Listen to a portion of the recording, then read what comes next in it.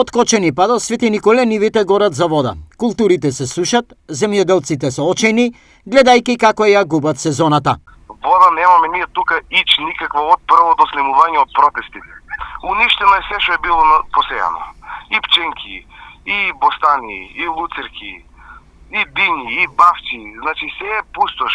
Во селата Врасаково, Мустафино, Ерџелија и други, состојбата е идентична. Па моментално се случуваме со голем проблем што нема доволно вода во главниот канал за наводнување и затоа земјоделците не можат да ги наводат своите ниви. Голем проблем е моментално настаното дека имаме сознание дека водата се троши многу за полнење на оризите во Кочанскиот регион.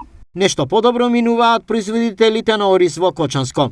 Ние, протестот, значи вроди со плод, благодарение на ваша телевизија, одма се испратија луѓе од Скопје, дојдува, испратија машина од Скопје. Машината 3 сата е работила скупно и се задоволија сигурно над 1000-2000 декара за 20 сата полината вода.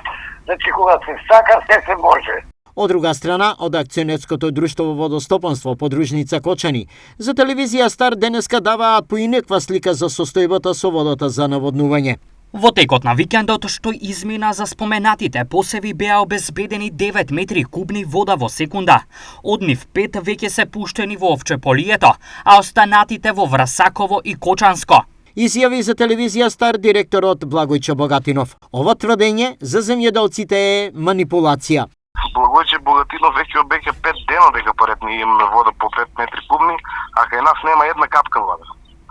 Каналите празни, значи нема никаде вода и да не дават такви лажни изјави и да манипулират со народот. Вака отвореното ургентно прашање кое се граничи со да се биде или не за земјоделците во оваа сезона стигна и до новиот министер за земјоделство, шумарство и водостопанство Цветан Трипуновски, кој договори средба со земјоделците од регионот.